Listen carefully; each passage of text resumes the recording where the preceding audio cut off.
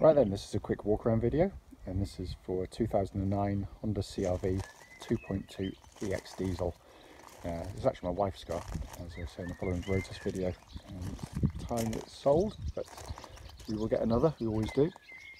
But just to go around the car for you, it's been really well kept.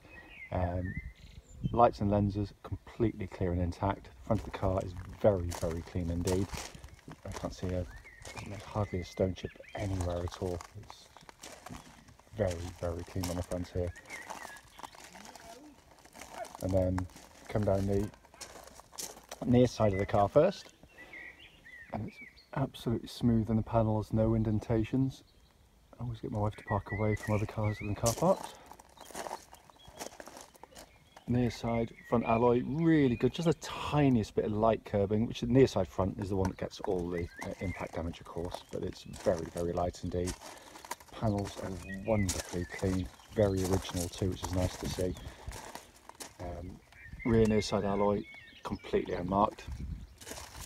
And then come around the back of the car, again very clean indeed. Just got down the panels there as well, you can just see just how crisp it is in the panels, no indentations. Around the back, absolutely clean as a whistle. There's no those nasty sort of entry marks or skags on the bumper, on the entry point there. And down the offside of the car, which again very clean indeed. There's one tiny little mark, which you need to touch in, just a little mark just there. But as I said, the point of videos is to pick up on anything, no matter how small. And given the fact the car's 10 years old, it's one of the best I think you'll ever see. Offside rear alloy, and absolutely beautiful condition. And then the remaining panel work is really good. I am fussy when I buy my car, so it comes as no surprise. And offside front alloy, again completely unmarked. Worth pointing out, as I said in the road test video, brand new brake pads and discs fitted all around on this car within the last 1,000 miles. It's quite some expense, but it is a lovely example. Let's come into the back of the car now. Rear door cards are in very nice condition, as are the back of the front seats, which isn't always a given on CR-Vs because kids in the back tend to kick the back of them, and my kids are no different, but they've been very well behaved. And the leatherwork is absolutely beautiful. Again, not a given on CR-Vs. I mean, they're beautifully made out of lovely materials, but even they can't put up with, you know, the savaging that they can receive in the back. There goes front door, or passenger door card on the front here rather. All the little recesses, really very nice indeed. There is a full set of Honda mats in this car as well, by the way. Front passenger seat, almost like new in all honesty. The leather looks absolutely beautiful. So finally come to the driver's door card, which again is in really lovely condition. And this around. Driver's seat, again really good. The only one which has got even the slightest amount of wear on the bolster, but I mean it is totally minuscule and exactly what you'd expect given the age and mileage of the car. So inside the car now, engine's running through this section so you can see the dashboard illuminated. Dashboard looks pretty much as new. It's in beautiful condition. I'm just going to close the blind on the panoramic roof because otherwise it reflects off the sat-nav screen there. You can see sat-nav working absolutely perfectly. If I pop the car into reverse, you've got your parking sensors plus also that lovely clear parking camera as well, but all working exactly as it should. Likewise, climate control system pumping out absolutely ice cold air. And down the middle here, then all be kept really nicely. Heated seats working exactly as they should. Just a pan in there for you. Hopefully you can see 59,209 miles. We hardly do any miles, so it's only going up by a couple of miles a day. But steering wheel looks and feels as new in hand. Auto lights and auto wipers. Cruise control works exactly as it should as well. And radio controls. And on the Hondas here, you get that Honda HFT system, Bluetooth, which again works absolutely perfectly on the car because my phone's currently paired to it. But really is a fabulous car and really lovely condition in here.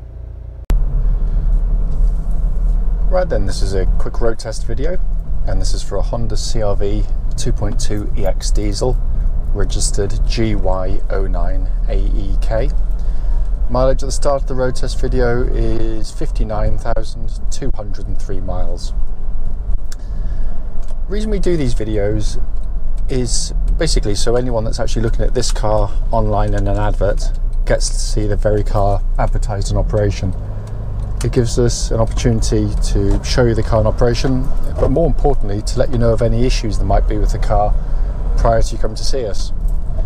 We're very, very well aware that lots of our customers come not just locally but from in fact all over Europe to buy our cars, so the least we can do is to go to the time and effort to do this.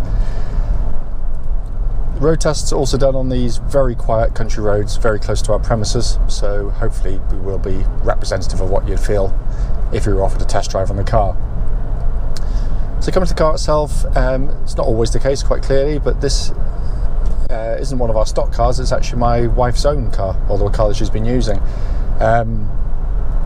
It's time to sell the car, as we do after a short period of time. We've had numerous CR-Vs, almost too many to mention. So I know the car's good, but having said that, I will continue to do the video anyway, because it's what we try and do. Engine serviced very recently. Starts absolutely instantly, of course. Settles to an absolutely even and smooth idle. Pulls absolutely beautifully. They're great engines. They really are. We've had, as I said, we've had so many of them. I've lost count, but it's a lovely engine to use day in, day out. Very smooth, very refined, quiet on the move. Hardly any vibration comes back through from the engines, but it's a wonderful piece of engineering. There's no warning lights on the vehicle at all, by the way, relating to the engine or any other part of the car. And the temperature gauge is running at a third, and we've been using the car for the last hour or so. So it's up to full operating temperature, and that's exactly where it should be on a Honda car. Engine then feeds through clutch and into gearbox. Clutch on the car, bike point is exactly where it should be. So all is in fine order there. And when the clutch is in or out, there's no vibrations or anything like that at all. Gearbox in the vehicle, I've always gone on about the gearboxes on these CR-Vs because they are brilliant, really. It's just such a... For a start, the gear lever's mounted up nice and high, so it's perfect position. But the gear change itself is really short and throw, very, very precise. And unlike so many cars these days that use cables, it actually has a lovely mechanical feel to it. I often said that this gearbox could happily go in one of their more sporty cars, and it certainly could, because it's just got that wonderful feeling of engineering about it. But the shortness of throw and precision is a real rarity in this sector of the market, and I can't feel any wear in it at all, by the way. Steering of the car, real strong points on these, because it's, in my opinion, it's the best form of power steering. It's the old-fashioned hydraulic power steering, so you actually get a nice weight and feel to the steering on the car, and it makes a car feel really kind of hunkered down on the road. It just inspires confidence and makes the car almost feel heavier than it is, which is a lovely thing, to get that kind of security on the move. But it's lovely in operation. Corners like this, don't have to turn the wheel very much, holds its line beautifully. I can't really feel any wear through it at all. There's certainly no vibrations that come up through the car at any speed up to legal limit. And of course, we've done a few thousand miles in the car, so we know, exactly how it drives. Chassis of the car, which, I mean, again, Honda, this is the world's best-selling SUV, so if Honda can't get it right, then nobody can, quite clearly. They know their market really, really well. And they've set the car up for exactly what it's intended for, which is basically family transport. So it's very, very comfortable indeed. It rides really nicely. But unlike, again, a lot of cars which are a bit taller, it doesn't have that horrible top-heavy feeling that so many get, where you go through corners and they keel over. This one, they hold their station really, really well, and their attitude in the corners is really very good indeed. But that's, as I said, not at the expense of ride comfort. So it's done a cracking job on it. What I'm looking for on road test is basically any signs of any kind of metallic noises coming from underneath, any clonks or bangs or otherwise. There's nothing at all. It's absolutely silent in that respect. Obviously you hear it hitting a bump, no sort of chatterings or otherwise. The brakes on the car, when I first got it, I looked around the vehicle, obviously did a service prior to my wife and kids getting in the car, looked at the brakes, and they were okay, you know, they were fine. They'd have passed an MOT, probably without advisory, but obviously, you know, you look after your own, and I spent a lot of money because I've fitted brand new discs and pads all round on the car, so they're absolutely, well, with 1,000 miles old if that, so you know, they're virtually as new, and of course they work absolutely perfectly. Look around inside the car, it's in lovely condition in here, it really is. As I've said before in videos, the problem with video is you can't get across just how well built a car is, but you know, this is that's 10 years old now. It's but there's not even a hint of a squeak or a rattle or a buzz from the trim. They are beautifully put together.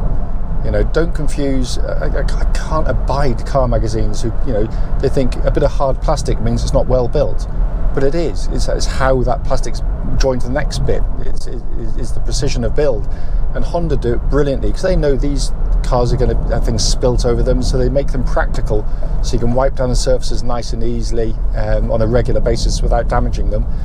So they choose their materials very, very carefully indeed. But it's a lovely dashboard to sit behind as well, because it's, you know, an age of cars which it seemed to me to be getting ever more complicated just to get in and turn the key in or press a button and go. These are fantastically simple to operate. Got a lovely simple sat-nav system there, all push button, dead easy to operate. Down below that, the climate control system, which incidentally pumps out absolutely ice cold air, so the air conditioning is in perfect working order. It's dual zones, you can have side to side different temperatures, but when you press a button or a switch on the Honda, you've got that lovely high quality actuation, which you get from, you know, manufacturers of this. You know, Honda have always done it very well indeed. Japanese do generally, in all honesty. They do a really very smart job on it. That's just the parking sensors picking up, by the way, on the hedge, which all work perfectly as well. Directly in front of me, very simple, practical dashboard, but very nicely done as well. Clear, very easy to, sorry, excuse me, very legible dials, very easy to sort of read and take the information in. Everything's working exactly as it should. As I said at the start of the video, the point of the videos is to pick up on any issues, you know, no matter how small they may be on the car, and there's nothing at all in this vehicle to report back. It drives absolutely beautifully. Having said that, if you've got any questions at all, then, you know, please don't hesitate, do give us a call.